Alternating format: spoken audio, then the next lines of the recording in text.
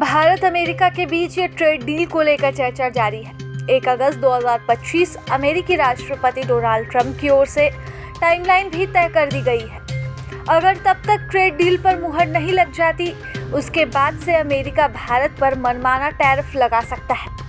हालांकि सूत्रों की माने तो ट्रेड डील में डेयरी और कृषि सेक्टर को लेकर भी मंथन चल रहा है। अमेरिका अपने डेयरी कारोबार के लिए भारत के मार्केट में एक्सेस चाहता है। डेयरी सेक्टर को लेकर अमेरिका का शाकाहारी और मांसाहारी दूध विवाद का विषय बना हुआ है।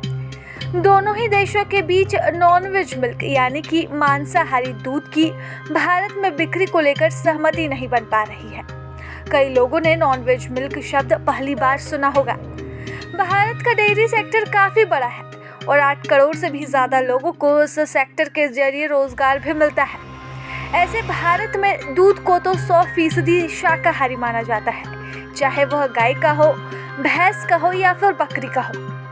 लेकिन अमेरिका में नॉन-वेज मिल्क उसे माना जाता है जिसे ऐसे जानवर से निकाला जाता है जो मांस या फिर उससे संबंधित चीजें खाकर बड़ा हो। अमेरिका में गायों को ऐसा चारा खिलाने की अनुमति है जिसमें सुअर, मछली, मुर्गी, घोड़े, बिल्ली या कुत्ते के अंग शामिल हो। तो वहीं प्रोटीन के लिए सुअर और घोड़े के खून भी खिलाए जाते हैं। ऐसे में इन मवेशियों से निकले दूध को नॉन-वेज मिल्क या फिर मांसाहारी दूध कहा जाता है। हालांकि भारत में यह मिल्क नहीं बिक सकता क्योंकि यहाँ पर दूध का उपयोग धार्मिक अनुष्ठानों के लिए भी किया जाता है। दूध को यहाँ सबसे पवित्र माना जाता है और इसलिए भारत में मवेशियों को शाकाहारी चारा दिया जाता है। इसलिए देश में मांसाहारी दूध को भारत में अमेरिका को बेचने देने से बच रहा है। सूत्रों की माने तो भारत ने अमेरिका को कहा है कि अमेरिका जो भी दूध भारत में बेचे उस पर यह लिखा हो कि उन पर मवेशियों से आया है जिन्होंने शाकाहारी चारा नहीं खिलाया गया है। भारत चाहता है कि जो भी दूध अमेरिका बेचे उस पर लिखा हो कि यह नॉन-वेज मिल्क है। वहीं अमेरिका के एक प्रमुख डेयरी निर्यातक और एक भारतीय बाजार में अपनी पहुंच चाहता है, जो दुनिया का सबसे बड़ा दूध उत्पादक और उपभोक्ता भी है।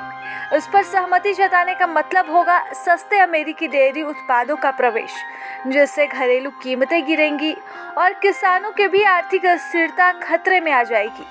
महाराष्ट्र के किसान की माने तो सरकार को यह सुनिश्चित करना होगा कि दूसरे देशों से सस्ते आयात का असर हम पर ना पड़े।